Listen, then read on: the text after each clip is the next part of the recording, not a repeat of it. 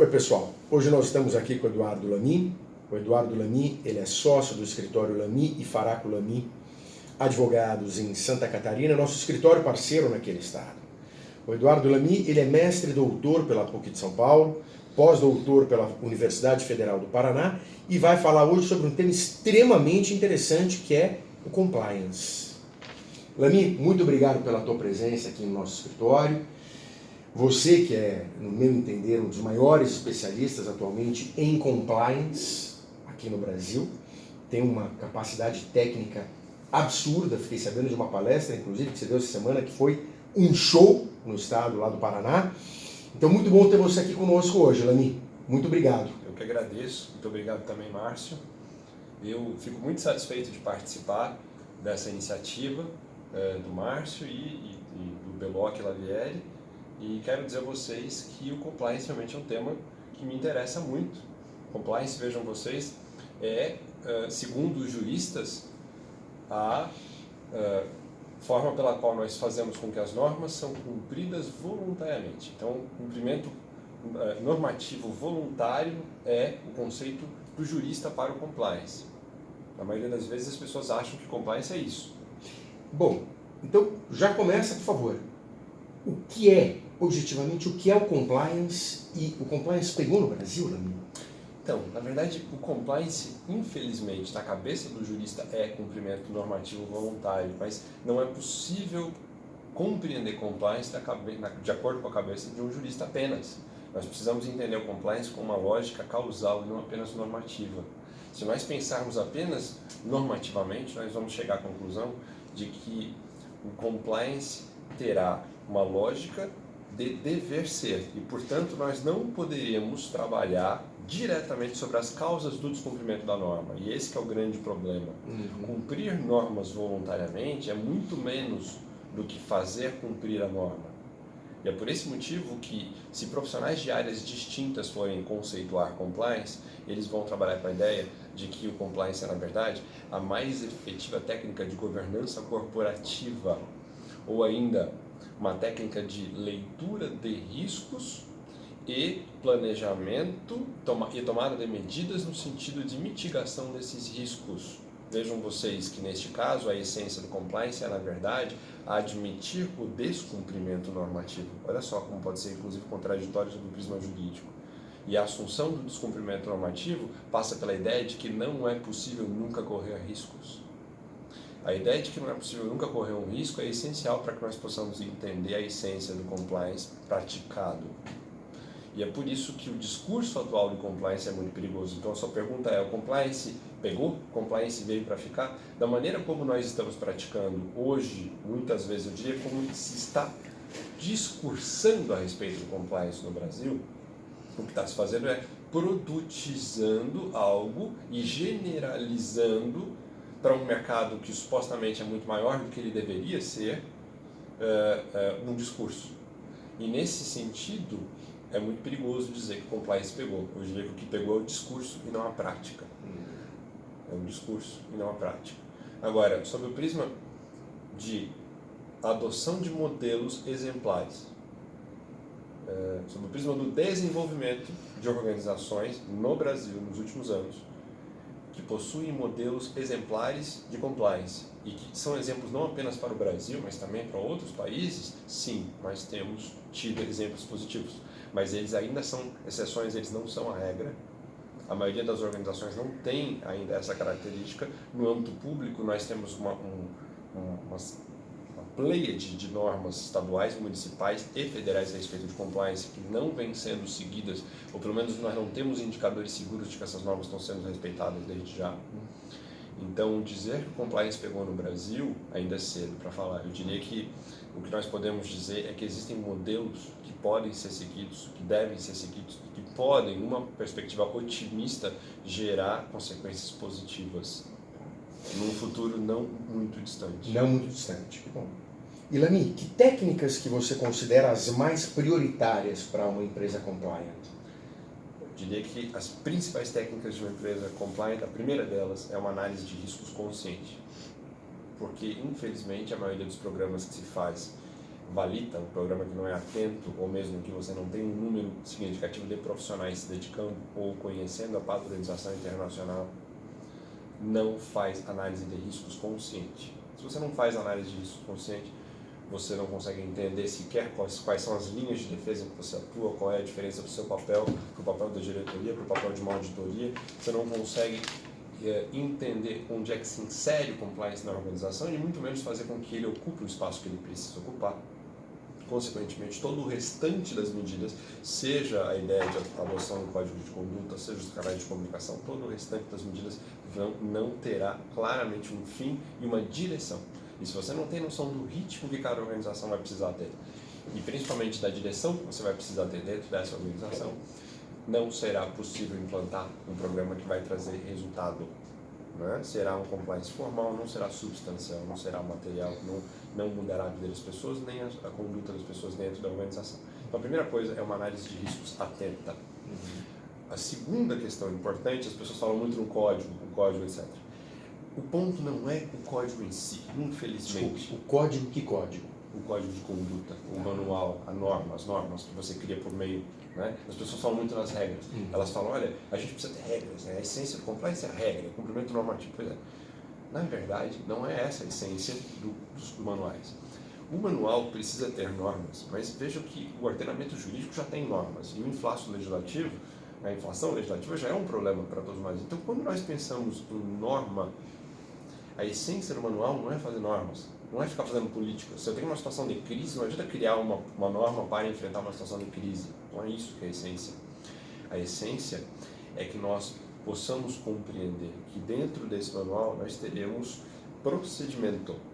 E que o mais importante é que eu saiba como é que eu vou apurar as circunstâncias em que atos ilícitos puderem ter sido praticados, forem investigados. Como é que eu vou fazer para que essa prova seja lista, para que essa decisão de eventual sanção depois também seja uma decisão válida, seja no âmbito arbitral, seja no âmbito judicial. E isso é uma relação muito próxima do compliance com os profissionais do direito, especialmente do direito processual, que faz com que a gente precise ter, desde o manual até a atuação depois do comitê de compliance.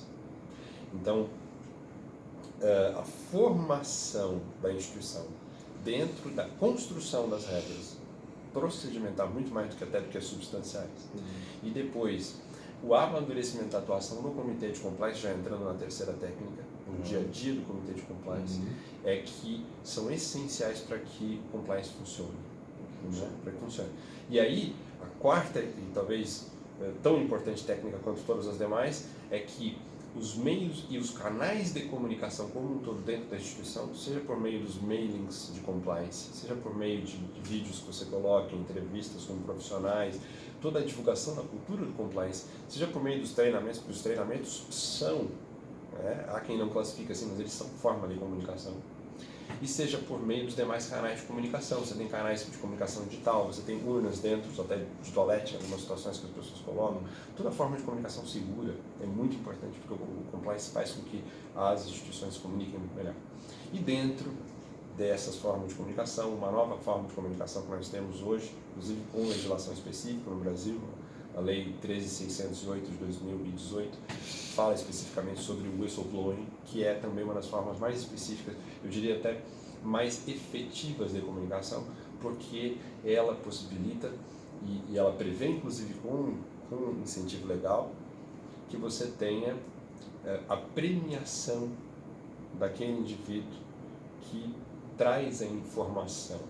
Né? A gente vai dizer que esse é informalmente dedo duro, mas na verdade o que a lei busca é fazer com que as pessoas tenham valor e sejam capazes de trazer informação, ainda que ela envolva superiores hierárquicos, ainda que essa informação gere toda uma consequência de um provável tumulto organizacional, mas na verdade isso é muito importante. Vejam, por exemplo, o caso da Siemens, vejam, por exemplo, outras circunstâncias de organizações, ou mesmo hoje a Petrobras, depois do que tem acontecido com as ações dela recentemente, a gente percebe que as organizações que passam por todo um esforço de recuperação depois de situações de crise e que demonstram seriedade nos seus programas, passam a ter, sim, um respaldo muito grande da sociedade, dos investidores, do mercado. Então, o whistleblowing é também uma das formas mais efetivas de comunicação, além de todos os demais canais de comunicação. O compliance precisa trabalhar essas técnicas também. Eu diria que essas são as principais técnicas.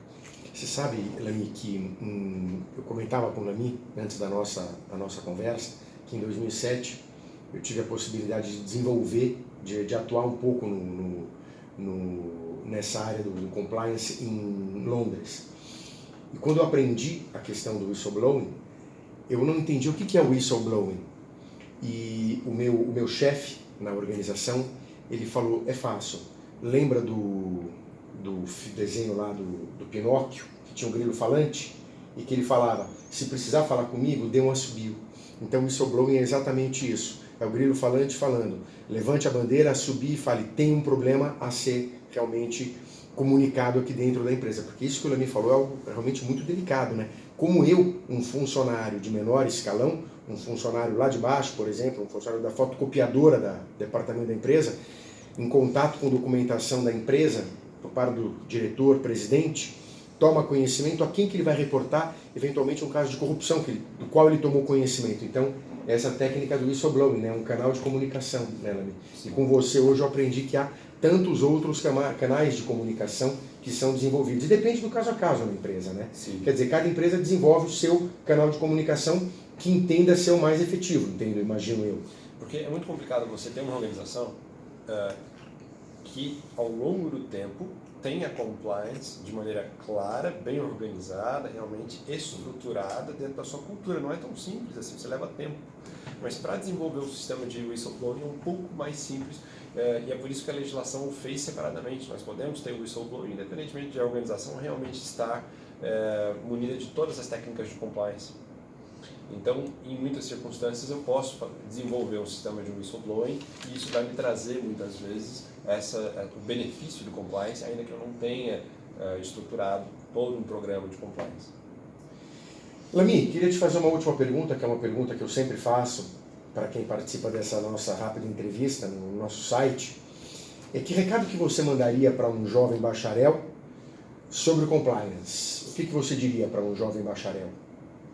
Qual recado você mandaria? Eu diria ao jovem bacharel que o compliance nos próximos anos, especialmente nas próximas décadas, é um mercado absurdamente amplo, rico, e que é muito importante não focar, infelizmente, as universidades não preparam para o mercado. Essa é uma realidade. Nós entendemos que o sistema educacional no âmbito do direito tem um problema. A maior parte dos educadores entende isso, o Ministério da Educação entende esse problema, e o mercado também entende esse problema. Então, você não aprende a lidar com compliance na universidade.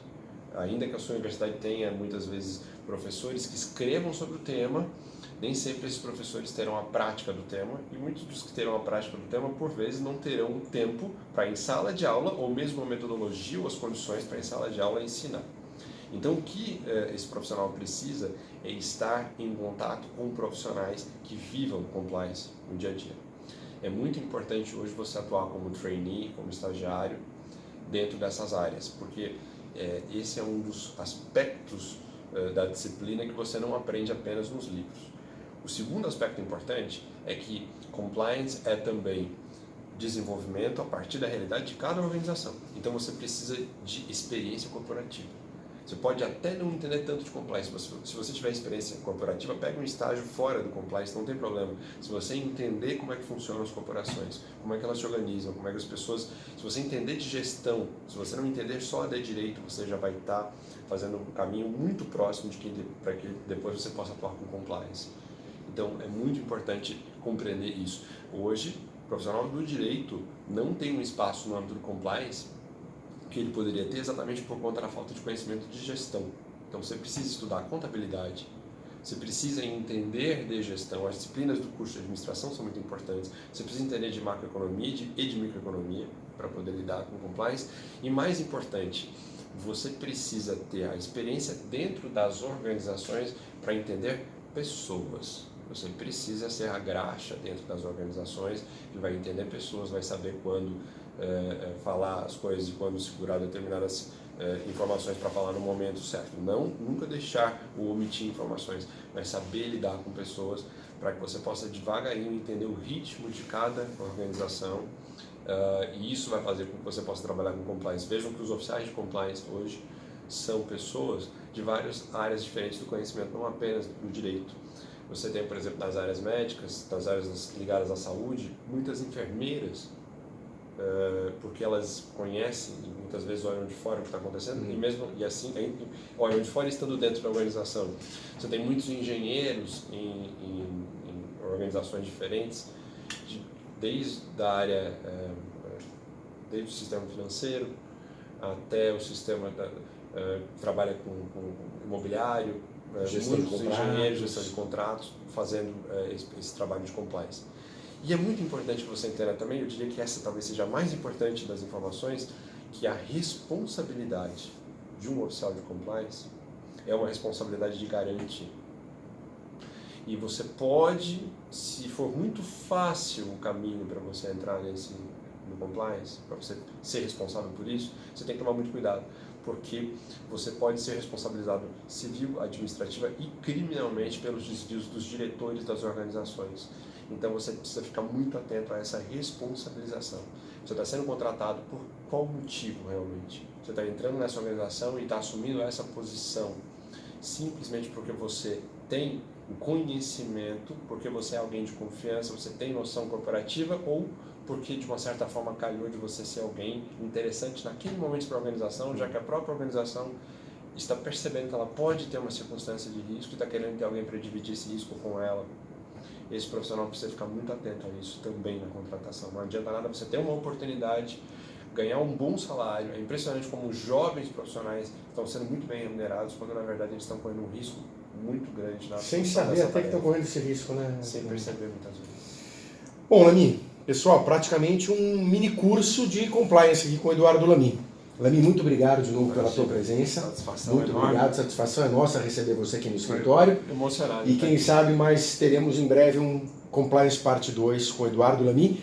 E quem sabe ele traz a Ana, a esposa dele, sócia dele, que também é outra expert nessa área. Obrigado, pessoal.